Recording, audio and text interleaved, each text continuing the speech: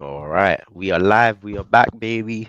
We are here in the flesh for that Sunday lunchtime special, or afternoon, I should say. It's gone past lunch, but yeah, the special is gonna be Liverpool's deconstruction from top to bottom. We like to do this every month just to go through each team. We've already done United. I believe we've done Arsenal. So obviously now we're going to do ours. We've done Tottenham as well. So yeah, we're going to do it for my team, Liverpool. Obviously, yeah, we're playing against Luton. Should be easy 3 points. And yeah, Marju, what are you saying? Yeah, this should be a good one. Talking about Liverpool, it's a very interesting case because up until this summer, it was troubling times for Liverpool, but this summer I think they've written a lot of wrongs, but we still need to talk about what they can do better as a club and what's holding them back from being the team to not only defeat Man City but have a sustained success because they've had short moments, but they haven't had sustained success. And talk about all of that. Yeah, yeah, definitely. Before we do, obviously the Carabao Cup was this week. My team was obviously playing. Um, and yeah, it was a tale of two halves. Obviously, Liverpool was very dominant in the first half. Should have taken their chances really, um, especially um, the normal associate of Darwin Nunes. But we played brilliant football. And second half, obviously, whether it was due to complacency, I don't know. But Bournemouth came out fighting, and they had decent amount of chances to they did level it to 1-1, but it was obviously Liverpool's firepower is always Liverpool's experience, which allowed us to evidently win the game. And now we have the home tie against West Ham, which I'm not mad at. I'd rather a team like West Ham than Newcastle. I think Newcastle is going to be a threat in this competition. Um, and if we don't win it, then my hands would probably be going towards Newcastle to win the competition, in my opinion. So yeah, obviously Marjub's team played against Blackburn, and again they were very clinical, and they played very well. There was a couple highlights from a couple youngsters that were playing, but yeah, I want to get your quick review of your game. We just did what we needed to do after the bad result on the weekend. We just needed a win, a little boost before Monday. So yeah, it was just a nice simple performance. Still concerns with the team in terms of going forward. I think our attack is still a bit impotent, but that's a topic for another day. We're talking about your club today. We're talking about big Liverpool. We're talking about top to bottom, dissecting Liverpool Football Club and everything it's about. American owners, big country style. And then I think the first thing we should talk about is the owners and Fenway Sports Group, a group that owns a bunch of clubs in America. A group I think John Henry and Fenway were better than the previous American owners that you had. They're better than them, but I feel they're very stingent with their money, and I think that led to a lot of neglecting the squad up until this summer. I think before this summer, your squad was looking a bit old, a bit tired. You've refreshed it this summer, and you can see the actual fruits of the labor of those results of actually bringing in younger talent. But I think it's too late. I think you kind of wasted the prime time of Mane and Salah, and I felt that if you had more investment in that midfield early on, I feel like you could have been a team that could have taken a couple titles away from Man City, and they wouldn't be as dominant as they are. But I'd like to your opinion on Fenway and their one out win in policy and how some of their neglect towards putting money in when it mattered most has led to Liverpool having some success, but not enough as you probably hope you wanted. Yeah, like, look, at the end of the day, you hit the nail on the head. The previous American owners, sort of nearly made us go into administration, and we probably wouldn't even know of Liverpool anymore. So I think in that regards, them coming in and taking that risk has obviously paid dividends because Liverpool has found um, some success again during their time. Um, Obviously, it should have been a lot more success because we shouldn't really be talking about Man City making this a one horse race all the time. I think Liverpool is and still is the only team that can match Man City pound for pound. But I do believe that the right investment within the course of the years that FSG has been in charge should have been um, a lot more prominent than it is now. Um, Obviously, they know what is expected of owners when it comes to owning a football club. You know, they've got it in the NFL. You know, they're getting the pressure from fans saying you need to spend XYZ money, and that's just NFL. You know, one of the biggest sports in America. You've now come over to one of the biggest sports in the UK, and you're getting that exact same pressure. And for me, it's a case of if you felt like you couldn't hang with the Arab and the Saudi owners, then sometimes it's okay for you to just step back and be like, I've taken the club as far as I can. Someone else should be able to come in and take the reins. And I feel like that is what the owners should have done this season.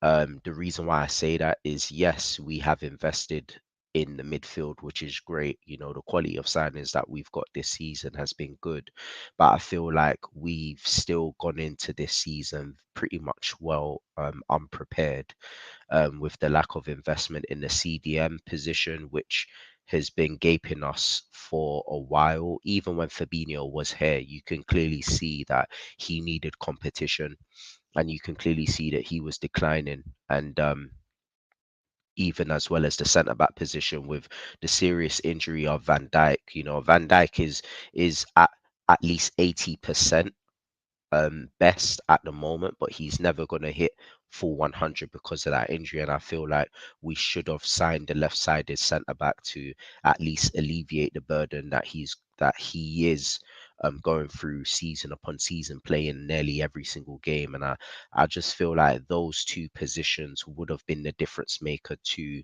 really pushing for that title this season and just being content with the top four. Not to say that Klopp is content with the top four. I think he'd be stupid enough to think that right now this is probably a prime season for him to go out and win that league. Just because the teams right now are just not in a good position to win it.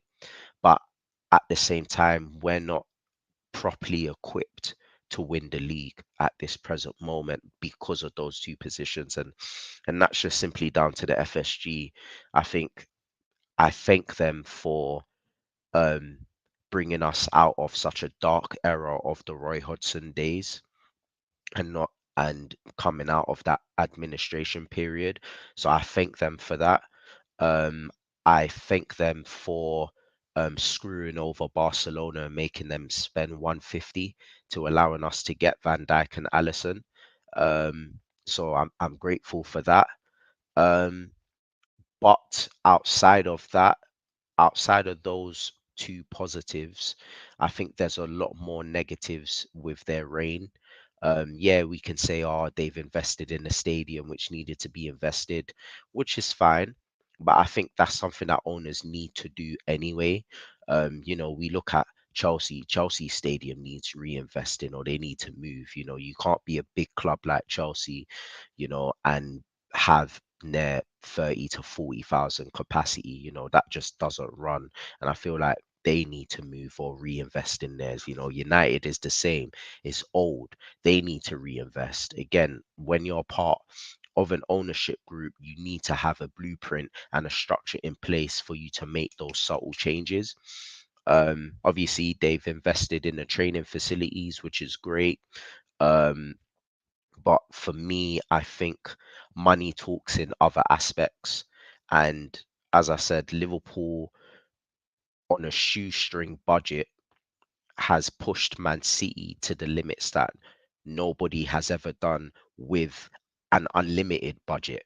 And I think not only does Klopp deserve credit for that, um, but I also feel like if FSG were ambitious owners and didn't do the one in, one out policy, I think we probably would be walking away with more than one league title. That's just my opinion. I've always said every time when I'm on this pod, if you go at Man City and you attack them, they'll crumble. They will.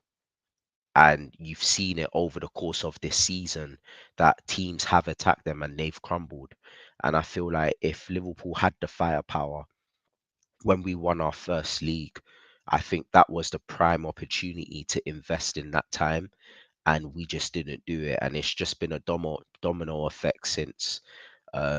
So I just feel like for me, as I said, they've been great in some aspect in terms of sustainability and keeping down the debt and investing in certain areas that needed to be invested in. But the main investment should have been the squad, and that's where they're lacking. And that is my main issue with FSG. Um, and to me, as Marjib said, I think it's a bit too late that we've made that renovation this season in terms of the midfield. I think it should have been done time ago.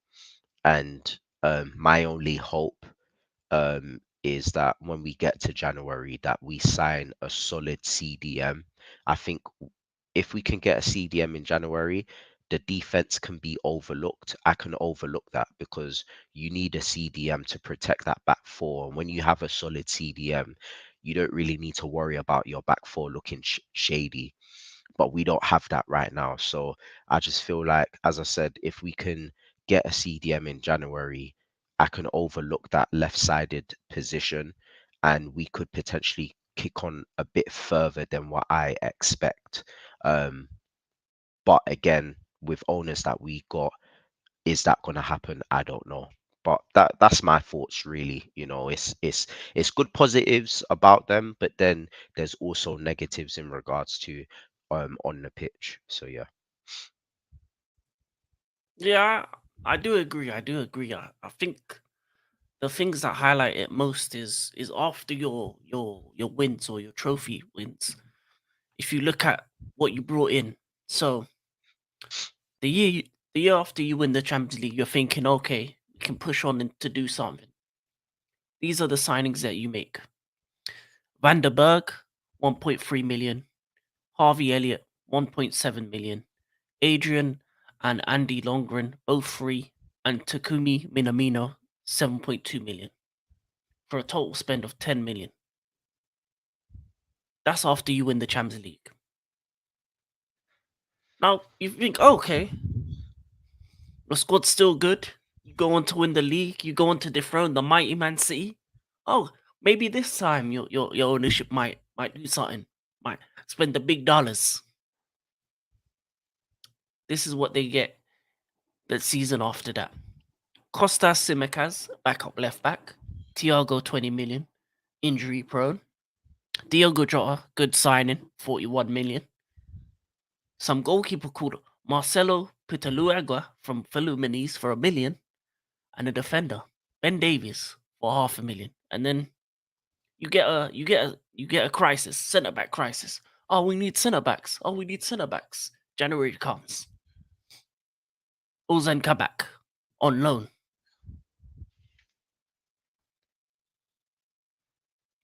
After winning a Champions League and after winning a Premier League, this is the level of signing that they did. And that's the problem with the policy of one in, one out. It doesn't allow for growth. When you're competing with Man City or rich clubs that are going to just spend and spend and spend, you have to spend as well. And I'm not asking you to spend half a billion or a billion like my club did, but 10 million after a Champions League win, 75 million after a Champions League and Premier League win. I'm asking just for 200 million each summer transfer. Because that extra money can add extra depth to the squad, can add extra pieces to the squad. Your starting 11 was great during that period, but what makes you win again and again and again is the squad players. In the big moments, they come out. Your Gundogans. Or if you want to go back in the day, your Solskjaers. Those squad players, those rotation pieces that come off the bench that make a bit of magic happens in the big moments. And you didn't really have that. You had a great starting 11. And then after that period, you win. You don't win anything, and then you get the double cup. And you're thinking, after 2 cups, FA Cup, League Cup, oh, we can push on. Our midfielders is aging. Maybe we can do something. You bring in Darwin Nunes for 65 million, who only now has seemed to be getting to some sort of form. Calvin Ramsey, a defender, 4 million. Fabio Carvalho, who's out on loan right now, 5 million. And Cody Gakpo, 40 million. Now, Cody Gakpo is a rotation piece. Darwin Nunes is coming to his own this season, but nothing in midfield. You win back-to-back cups, League Cup, FA Cup double, 2 trophies. And you spend what? Just over 110 M's, 110 million? And this is the recurrence that you see when Liverpool do well. This ownership seems to forget where its money is. But then when you do bad, it's like, oh wait, I got a couple million. Oh, now I can get a McAllister. Now I can do this. And it goes on to the next point of allowing one of the best DOFs in the game to leave the club just like that. Now, Klopp is a great manager, but he's a coach. He's not the all-encompassing of everything. He doesn't have the talent ID that some coaches have. It's fine. Some coaches don't have good talent ID. He wanted Gotza, they got Salah. He wanted Royce and them, man, they got Imane, and they did better with that. Sometimes your talent ID isn't to that level, right? So what do you need? You need a DOF. But then you let your main DOF go. You bring in another one. You don't listen to him. You say, no, I'm doing my thing. He goes. You bring in a third DOF, who finally this summer has made some moves. But a lot of these moves are for guys that have contract clauses. And let's be honest, even though the moves you made were great, what you did with the DM position in moving and the way you moved for Lavia, half-heartedly, the way you moved for Casado, erratic. That's not the Liverpool I know when it comes to transfers. They're like this. They move in silence. You don't know what they're signing until they sign. But what you saw last summer was something that I've never seen from Liverpool before. 100 million bids to lose out on both. When they could have just got Lavia. Unfortunately, he's injured at the moment. But maybe Liverpool have that super serum that make him fit. Who knows? And then you do a panic buy of Endo. Smoking on that Endo, drinking gin and juice. And he's not playing. Man's on the bench. Man's up doing great things for Japan. Yeah. Bossing it in the international circuit. Comes back on the bench again. But I feel like the ownership has put Liverpool... It's like Liverpool are fighting with one arm. When it comes to this ownership. It's like they do some good things here. They do some good things there. But another thing that I think the ownership hasn't done is produced an academy worthy of Liverpool. You look at City, you look at Chelsea. The one thing them two can clearly state is they have two of the best academies in the world. Talents coming left, right, and center. You don't believe it? Lewis Hall, Livermento, Chelsea talent, bossing up United just midweek. Tomori doing it up in Italy. You look at City's youngsters. Cole Palmer came to us. It's been our best player. Outside of Trent, you don't hear about talents coming out of Liverpool, and I think this is a club that can easily cultivate some of the best players coming up from the north. United ain't doing anything with their academy. City's only recently done that, but I've never really seen talents coming out of Liverpool, and that's a surprise to me because when it comes to this game, if you're not going to spend big in the transfer window, what can you do? You can create talent. Look at Southampton. Look at some of the talents that Newcastle have made over the years. Look at Brighton. They find gems, but they cultivate their own talents through their academies. Academy is something that I think a lot of big clubs neglect, and Liverpool are one of them because that's how you can get gems that you didn't even know were there from the grassroots. And that could save you 100 mil on buying some next centre back or striker or whatnot. He can just come through their academy. You look at that centre back that just came through, that Joel Kwanzaa. Great player, you know, saves you money on buying a centre back. He looks like a great talent, but you need to do more of that. You need more. Liverpool need to be at the point where they have so much talent that they're giving them away on loan here, there, everywhere. Selling here, buyback clause. Selling there, add-on clause. That gets you more money for the club to spend in transfers. Chelsea have cultivated that system. If you look at that system that Chelsea cultivated with youth talent of knowing which ones to sell, which ones to keep, which ones to loan, which ones to do with what, I think Liverpool need to implement that. And I think it's a lack of spending from the ownership in the other stuff outside of just transfers as well. I feel like they don't want to put their money in where their mouth is to make Liverpool a great club as it is. Second biggest in top two in England, probably top two in the world. If we look at it, yeah, outside of maybe they're competing with the likes of Madrid in terms of Madrid, Man United, Barca, Bayern. That's the five we probably say. This is a institution with 7 Champions Leagues, if I'm Yeah, correct, 7. How many clubs can even boast 5? That's the level of club we're talking about. So from top to bottom, they need to be elite in everything. Elite in the academy, elite in recruitment, elite in transfer strategy. And this summer, they weren't elite in recruitment. They were elite in transfer strategy for some players, but their academy hasn't been elite in recent years. And for me, that's a big problem as well because that can alleviate some pain if you're doing this one in, one out policy.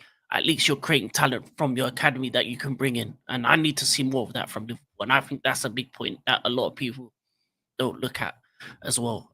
What do you think about that, Luke, in terms of academy and the lack thereof from Liverpool in that sense? Do you think there should be more done in that aspect of the game? I believe so. I believe so. I feel like the essence of any football club stems from the academy. You know, we see this in Barcelona with La Masia. Their identity is just non-existent because of the lack of talent that they produced. I think now, obviously, with Xavi in there now, it's completely different because that is his bread and butter. That was his baby. You know, he came from there, so he's obviously trying to replicate that. And we now see, you know, young gems are coming through, and he's giving them opportunities.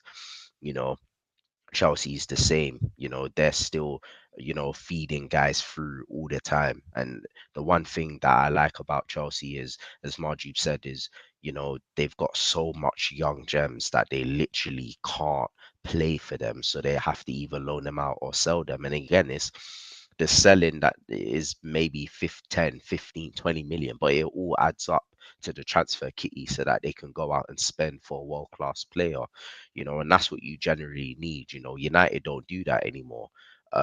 City, they don't do that, you know, and you know, Liverpool used to do it with the likes of Owen, with the likes of Gerrard, you know, Carragher crossed over, you know, you need your local lads because at the end of the day, when everything's said and done, they're the only ones that understand the clubs. They're the only ones that can educate any new players that come in and educate them and what it means to play for the shirt. So I think, yeah, I agree. We should be investing in more young talents. But the thing is, it's not that we're not. We actually do. We sign young players, and but the thing is that is the problem. you know the amount of young players that we have signed since FSG's been here, we've signed the likes of under 15s, under 16s. We and they are coming through. They've played a couple cup games this season so far, so it's not like we don't have them. We do. My issue is the fact that we're going out and spending too much on the young players, to the point where we're overlooking world class players to play in positions that we need right now. That's the main issue that we currently have. I think going out and spending XYZ, or the guys that are already there in our academy in Kirby, they're already there and we do play them in cup competitions. But as I said, my main issue is there's positions that we need filling now with world class. At the end of the day, Liverpool, Chelsea, City, United, Arsenal, they're teams that should be winning year in, year out, season after season, winning trophies. We don't have time, which Chelsea have proven. We don't have time to be putting in youngsters all the time, especially for positions that desperately need a world class talent. We need world class players because we're going up against a City powerhouse that can splash 50 to 100 to 150 M's on one player, and that player makes the difference. It's easier said than done. If this was back in the day, then we can afford the opportunity to fit in those 16, 17, 18-year olds, because we know that there's 4, 5 teams gunning for the title. It's different now. Like, we don't have the time, there's no patience, and we've got one team and one team only that's dominating. And the only logical solution to try and counteract that is getting world class talent to come in, bed in quickly, and go out. And that's why you have the likes of Klopp utilizing the young gems in cup competitions, because he knows that it has to take a special type of youngster to come in and deliver straight away. That's why the likes of Joe Gomez and the likes of Trent has come in when they were 18 years old, and they've delivered 17, 18, and they've delivered because they had the aura, they had the potential to get stuck in. Trent's debut game was against Man United. That's no better way to come in on and play against one of the rivals. And I think Joe Gomez's debut was either against like Arsenal or something. He played in a big game on his debut. So you have to be that guy at that age to come in. Otherwise, they're not going to get the opportunity. And the only opportunity that they will get is cup competition. So I disagree. I do believe the owners are investing in that age bracket. And as I said, they've already invested in a training ground. So the training ground is giving the youngsters the opportunity to work alongside the first teamers. So that means that any sort of style of play that's implemented in the youngsters, or in the first team, is being trickled down to the youngsters. So when it comes in, it's just a smooth transition. That's why that young centre back is doing well, and he looks like a world beater because he's playing that Klopp style in the under 18s. That's why it's such a smooth transition. So I think for me, like, we're good when it comes to youngsters. That's nothing that I will never like be worried about. My main worry and concern, as I said, is the fact that we're not going out signing ready made guys for positions that are crying out for world class players. And whether it's because we don't have a solid DOF, or whether it's just because um or Bruno scored the late winner for Man United. Okay. Or whether it's because the owners don't want to spend. But again, it's proven that the owners have the money. there was always that narrative saying, "Oh, Liverpool are broke, they don't have money." But if you can test the waters with 110 M's for Caicedo, and people thought Liverpool didn't have that money, it goes to show that they do have money. They're just pick and choosing when to spend it, or they just don't want to spend it, but they have the P's.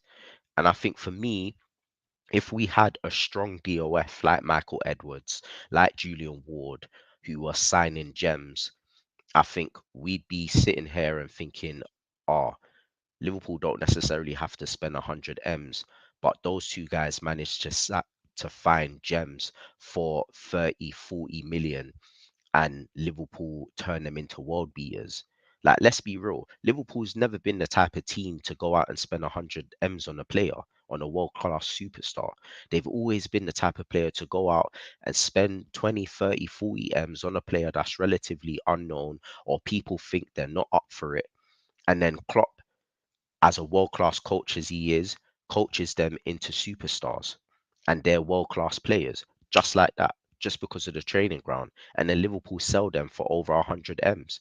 That's always been the case. We've never been that team to go out and sign world beaters. We create the world beaters on the training ground with the system that has worked for us so well. So I think for me, I could never, as I said, like, there's positives about FSG and then there's cons about FSG. I think for me though, I think if Liverpool can finally get a DOF before the January window, I think we can sit here now and be like, okay, who is Liverpool gonna get? At this precise moment, we don't have a DOF, and that's something that's missing to kick us to the next level, because we've seen over the years that when Liverpool has a DOF, Liverpool's structure is a machine, and we can buy the best of them against Man City. So that's the only thing that we're missing in our structure. I think everything is all in place.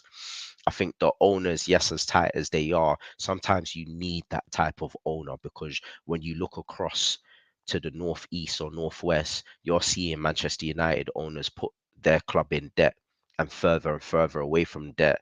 I'd rather have my owners who are stingy with their money and making my club more sustainable, than ownership that's, yeah, they're spending money, but it's not from their back pocket, and they're creating a large debt pool for their club. That means that any new owner that comes in, there's a lot of money that they need to spend. It's not even 6 to 10 billion. 6 to 10 billion is to buy the club. We're not even talking about the debt that they have, that they're taking on. So we're probably thinking 15, 20 billion that the owners need to do when it comes to Manchester United. We're not talking about that level here at Liverpool. So in a nutshell, I'm happy with the owners in terms of that regard. But as I said before, when it comes to on the pitch, I'm not happy, and we need a DOF. So that's my thoughts. Hmm. I'm thinking that maybe I feel like in some cases that your owners use Jurgen Klopp as a crutch to allow time for players to grow to this world class level. But in this day and age, you need to actually bring some in as well. And I think, as great as Jurgen Klopp is, I feel like there are some players that aren't gonna get to that level, and maybe some of those guys have to be sold sooner rather than later when they're at least out at a decent level in terms of bringing in. I think you're great at selling players. I don't think I've seen it recently. I think ever since you lost the DOF, it seems like you're not making as much money from transfers as you used to do. When it came to player sales, and I think that's probably limited you in certain aspects when it comes to making transfers because of how stingy the owners are. I also feel like because Jurgen Klopp is such a great coach and manager in terms of improving players, sometimes they take that for granted. And I feel like these owners don't want to win; they just want top four. Because let's be honest, the FA Cup, League Cup, you don't get a lot of money for that, and all you do is get a Europa League space. They don't care about that. They want that Champions League money. They want that top four, top five position. Well, now it's top five, but top four position to get the money in. Because in the end of the day, they just want their dividends from the ownership and to increase the value of the club. So when they do sell, they're making as much money as possible on top of the money they're making while they own the club. And I feel like with the rules of FFP, you only can put so much in, but I don't even think they do that sometimes. And also, I feel like all the structures are there, but I just feel like they don't press at the right time to make the club to push to the level of a City or a Bayern or a Madrid, where you should be like that, where you should be focused on just if we don't win, it's a bad season. But in their eyes, top four is a good season, and I think that's the difference between the ownership and Klopp and the fans. The Klopp and fans want to win, win, win, win, but they don't care to that level. And I feel that kind of causes a disconnect. And then you can see that sometimes that Klopp is not telling the truth in his interviews, not actually saying the whole clear.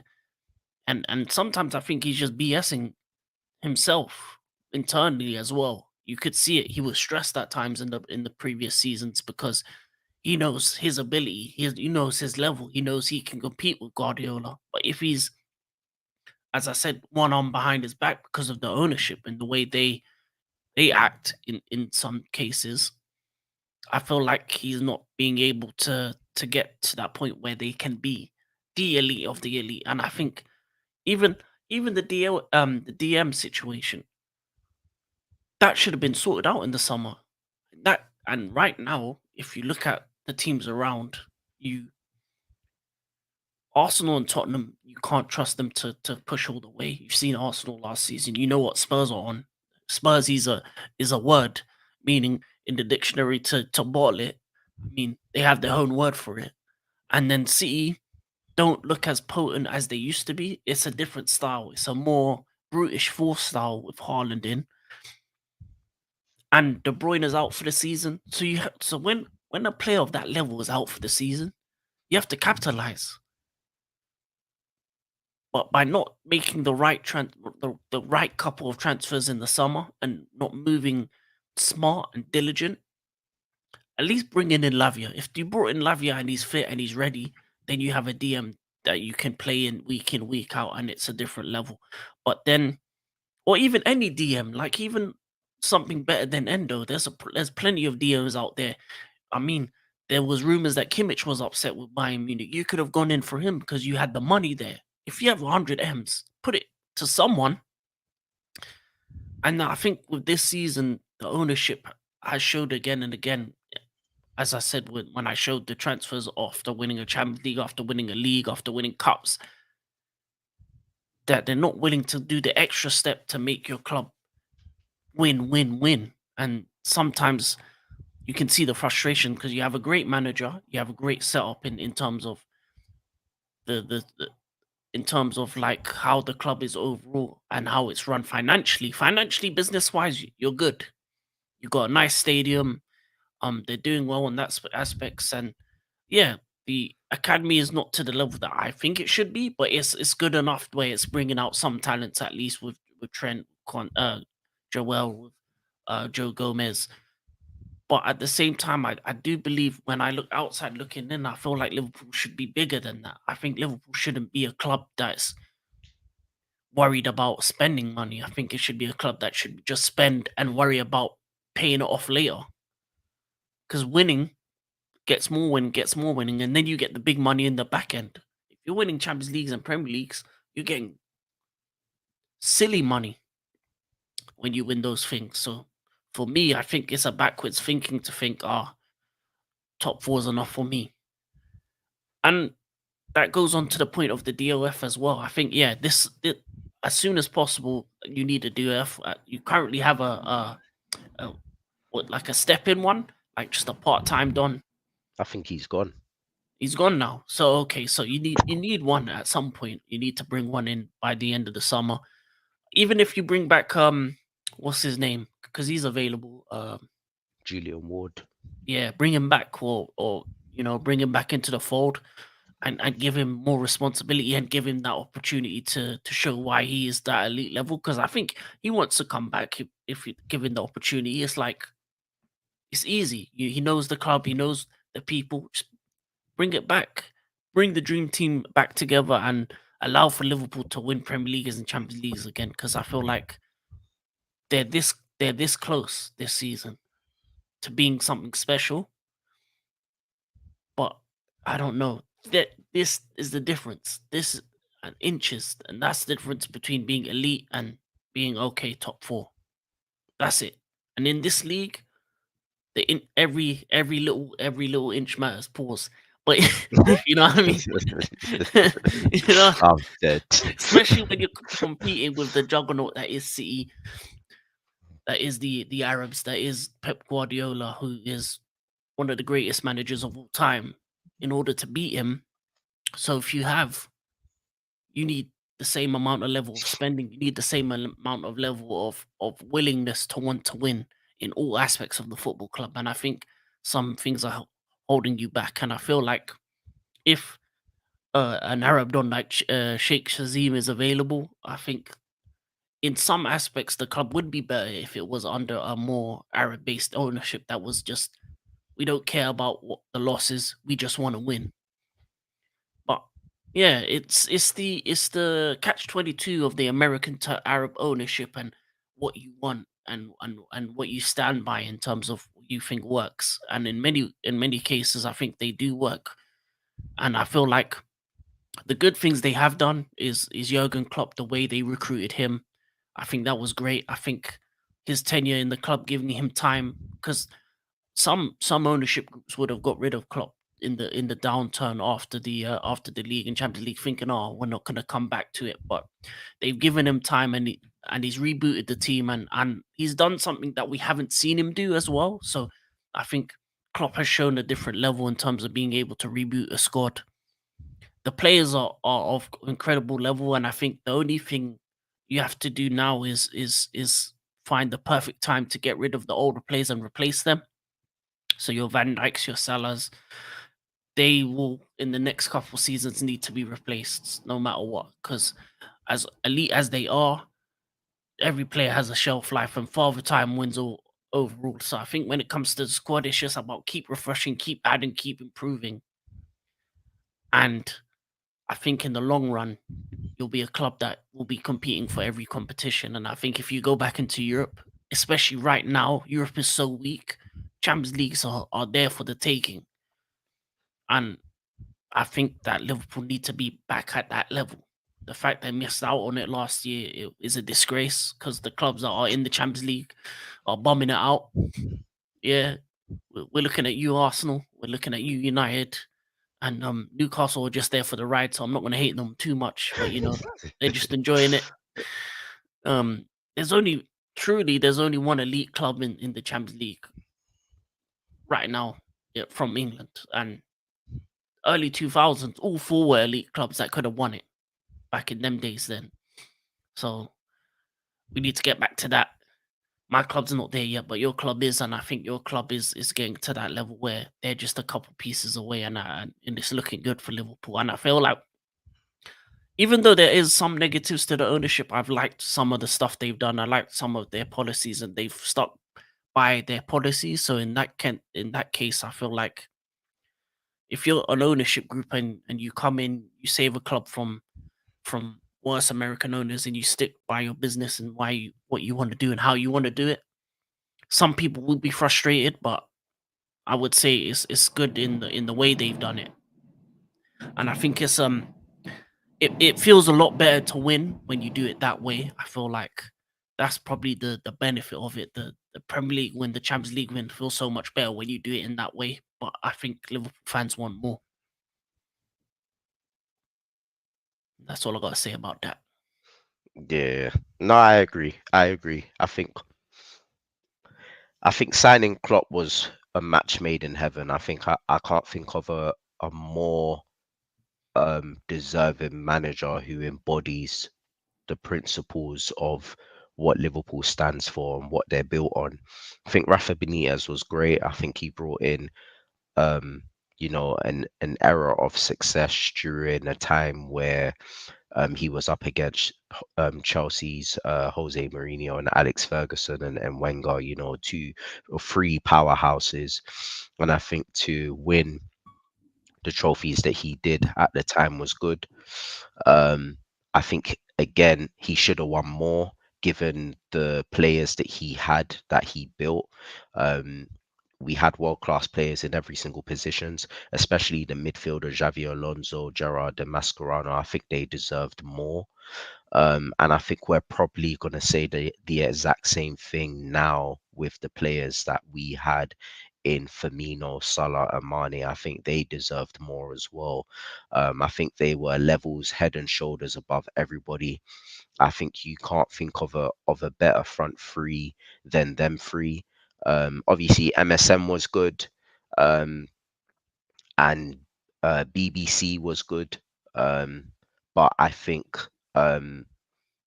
Yeah, Roberto, Firmino, Mane, and Salah was just they were just different gravy, man. Like the telepathic understanding between the two, the movement, the fluidity, the goals.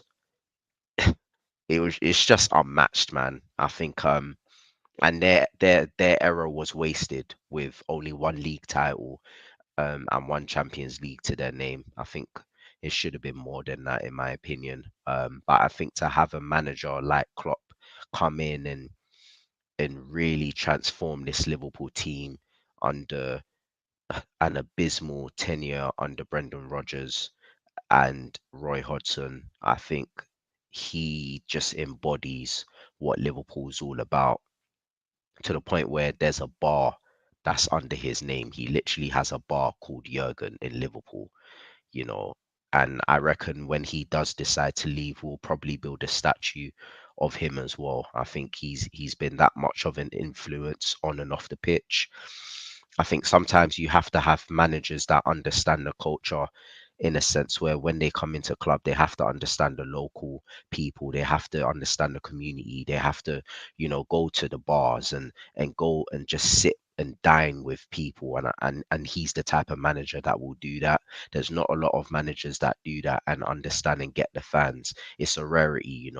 Fergie understood the United fans, Wenger understood the Arsenal fans, Mourinho understood the Chelsea fans, Jurgen Klopp and Benitez understood the Liverpool fans. But you don't get that of this modern era of managers nowadays. They just don't understand and get it. And I think having someone like Klopp who does, and you know, he's rebuilt our team. He still has the passion to coach our club, and there's rumors of him wanting to extend his contract beyond his time. And that's brilliant news for Liverpool, because if he does do that, then bye bye to Pep, and we could be looking at a Liverpool era with Pep leaving. And it's just good to see, because at the end of the day, you if Klopp was to leave, it will be pretty difficult to find a manager that can mirror what he's done. And it will probably be one of those transition periods of whether the manager that does come into replace is even good enough to take Liverpool back to the heights. And it's difficult out there with managers. There's not really a lot of good managers out there. And I just feel that the longer that we can keep Jurgen Klopp and the more hungry that he is just beneficial for Liverpool. And I think he sees Liverpool right now with the new rebuild in terms of the midfield. Yes, we are missing a CDM, but I think the new rebuild of the midfield, the five attacking threats that we have um, up front, I think it's just giving him a new lease of life, of motivation to stay on. And I think that only just bodes well for Liverpool. And 100%, I think FSG hit the gold mine with Jurgen Klopp. The fact that they don't have a manager that's going to question the fact that they're not signing players, or they're not spending big money, that they can have a manager that can work on a shoestring budget and coach players to perfection to get to the world beater status. I think they landed on a gold mine with him, and it's a rarity that you can get a manager that actually can do so well in such limitations and restrictions. It just goes to show you that he is a world class manager, and I think he was always great at Dortmund. I think people knew that, but I just think him at Liverpool has just further established his status as one of the greats, in my opinion. And that's only stemmed from having the type of owners that we have. That's probably forced him to be a type of way that he is right now. But my only issue that I have with Jurgen Klopp as I close on all of this is I think he needs to abandon his policy of favoritism. I think he needs to abandon the likes of Andrew Robertson, who's not performing well at left back. I think he's too loyal to his players, and I think he needs to abandon that and be a lot more ruthless.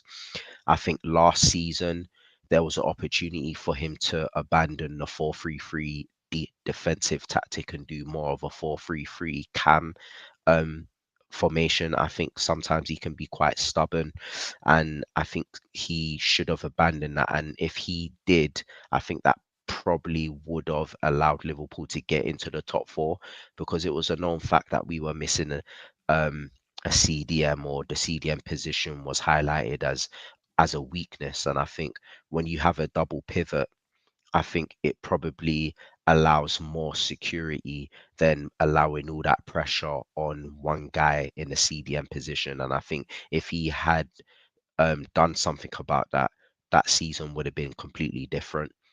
I think he still should be playing a double pivot now, because McAllister's not a CDM, and he's being wasted away in that DM position. He's better as a eight, as a ball carrier, as a possession retainer. And I just think if he was alongside the likes of Slobosly, who would bomb forward, I think it would be a lot better than what it is now, having so much pressure on Slobosly to continuously run up and down the pitch. Yes, he's got the lungs, but I think it's just a bit too much. Um, so those are the two areas that I think Jurgen Klopp needs to work on. But other than that, I can't really fault the guy. He's made me believe, and he's given me two great seasons in the Champions League and the league. And even when we haven't won, to push this Man City team to 100 points, I believe twice or three times, to score over 100 goals in one season before, even two seasons. You know, he's given me such fantastic memories, such fantastic goals. I've seen world class players come and go and be molded and trained into exceptional ballers like Sadio Mane. I just think for me, you know, he's probably one of the best managers in our generation that I've seen come to the Premier League. And I don't think there will be anyone that will replicate the likes of Jurgen Klopp and Pep Guardiola ever again. Um, you know, there's different phases in management. You know, you got the Mourinho, the Wenger, and the Fergie, and now you have the Pep Guardiola and the Jurgen Klopp. And I don't know who the next one else is going to be. Maybe it could be De Zerbi. Um, I don't know.